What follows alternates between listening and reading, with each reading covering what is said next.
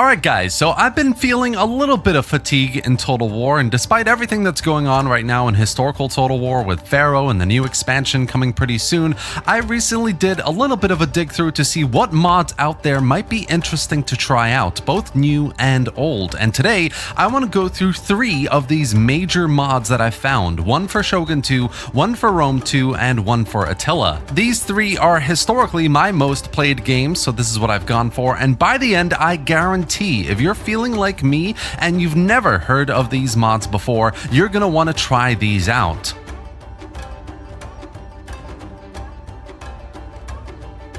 First off, we have the Sekigahara campaign. It's actually quite a famous mod. It's over a decade old and was probably one of the first overhaul mods for the game. And now, for the first time, it's on the Steam Workshop. Yes, that's right. It's got a start date of 1591, so a number of years after the vanilla setting of the game, and where some clans like the Takeda or Hojo have been destroyed or reduced to a very minor faction on the map. And new factions like the Toyotomi have risen up in their place to become prominent powers in Japan. Sekigahara, by the way, refers to the battle of that name, which marks the end of the Sengoku period in vanilla Shogun 2, with 87 daimyos losing their titles and territories. So you can kind of think of the mod like a spiritual historical successor to the game. You could even play a vanilla game and then go and play this mod next for continuity. The campaign has a variety of new factions as well as some old ones, of course, 10 playable factions, but you can get access to more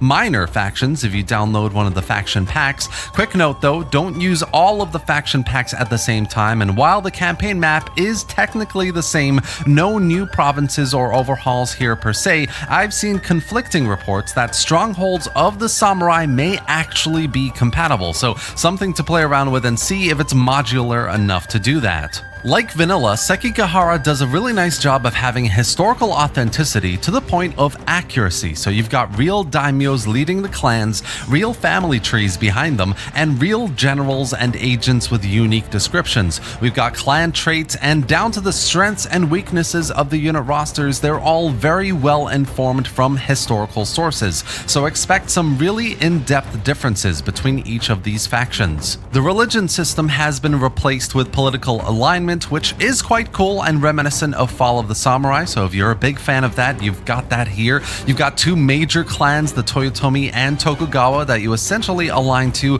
and even if either of them are destroyed, you as a daimyo have sworn loyalty to their objective and dominance of Japan, so you'll continue to fight for more territory regardless, and can even convert other clans through new political agents as well. Overall, it's a great new experience if you're quite bored with your list of mods that you've been playing for months. The campaign is true to vanilla while being quite fresh and interesting. The battles are equally as unique and lends itself to the time period really well, even if a lot of it has stayed quite vanilla. And as I said, there are some mods out there like realistic armies or strongholds of the samurai that may actually be compatible. I haven't tried it myself yet, but I've read that some people have made it work, which would make the mod even more in-depth than its standalone form. Also, just on that note, if you don't own Total War Shogun 2 or any of the other games and DLCs that the mods on this list are based on, you can pick them up with up to a massive 88% discount on Instant Gaming,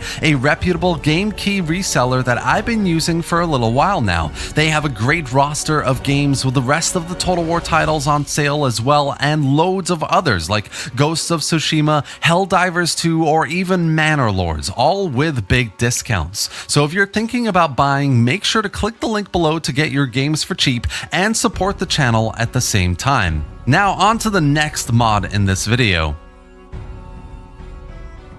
Rome Era Chapter Mods is a series of mods I'll be covering in way more detail in a separate video soon, but if you're looking for a proper Roman Total War campaign to experience pretty much every era of Roman history from the beginnings of the Republic all the way to the fall of the Empire, this is basically it.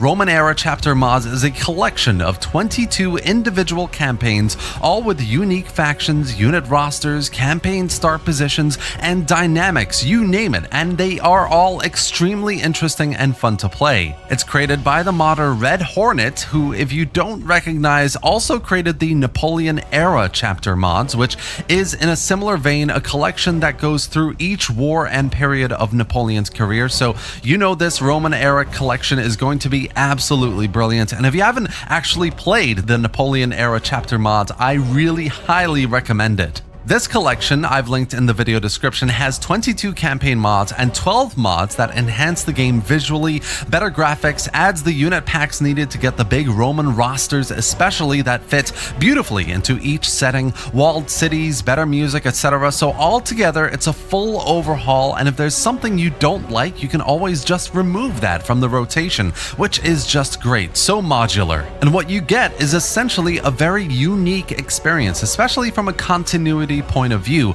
Campaign 1 starts with the Second Foundation of Rome at the end of the Second Punic War, and from there you move into the Gallic Wars and the Second Roman Civil War, and through the Dacian Wars, Aurelian, and the 3rd Century Crisis. Like, I'm not kidding, this series goes through all of it, and it's just brilliantly done. The battles are also quite good as well, maybe not as slow-paced as, say, Divide and Impera, but they are slower. More attention has been given to formations, units of different types of Rome especially playing a clear role on the battlefield, and generally, with the masses of scripted wars in the campaign, there's been a lot of work to make sure it's balanced enough against a variety of different enemies, of cultures, and playstyles. The only two things I'll mention before moving on is these mods, it's really only worth it to play Rome, I'd say. These are specifically all about the Roman Empire, its history, its wars, its characters, technology trees. Everything here is really about Rome, playing out the history, experiencing a multitude of dynamic events, changing AI behavior as Rome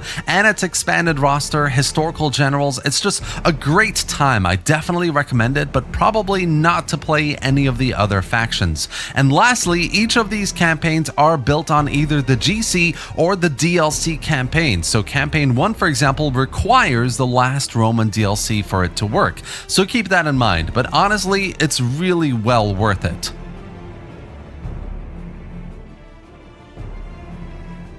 Finally on this list, guys, we have a new Divide et Impera campaign that I actually really enjoy. It's quite simple, no major shakes here in terms of mechanics or playable factions or anything. This is just Divide et Impera set in the year 229 AD. Polybian reforms fire at 40 turns like usual, tech progression, family trees, lots of things here. In fact, almost everything is vanilla DEI. The only big difference that I think a lot of people will enjoy and find fresh is Attila is united, and you actually already have a foothold into Sicily as Rome. You don't have to fight Epirus right out the gates. You don't have to worry too much about the coming war with Carthage, although Carthage should probably still be your primary focus. And the result is more of a sandbox campaign experience for the mod. You're already quite powerful enough to begin expanding into Greece, into the Gallic tribes in the north, or into Carthage, but it's not easy, of course. This is DEI after all. It just removes some of those starting difficulty circumstances of the vanilla version of this mod, which I think is really worth checking out. The other big difference here is diplomatically. It's 229 AD, which means the landscape of the geopolitical situation is slightly changed up in a really good way. Some factions have migrated around, some like the Seleucids have lost influence or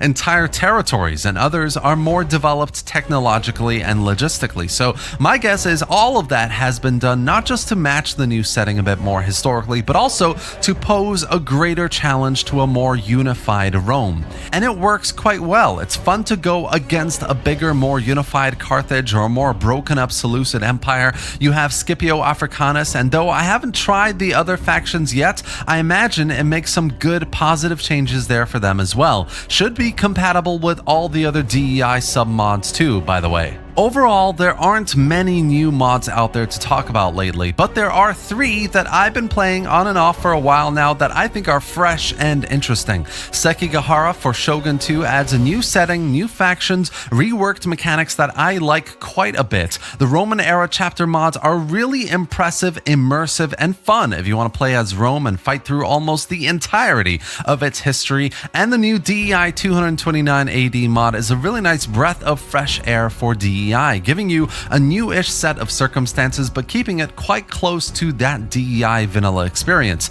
Give these all a try, I promise you will not regret it. And that's it for today, guys. I really hope you enjoyed this video and found it informative. If you did, give it a like and drop any thoughts or questions in the comment section below. Let me know what you think about these mods that I've discussed here today, and if you don't own the games or the required DLCs, make sure to use my instant gaming link below to buy them up for cheap and support the channel at the same time. Subscribe for more Total War content just like this, and thanks for watching, guys. I'll see you next time.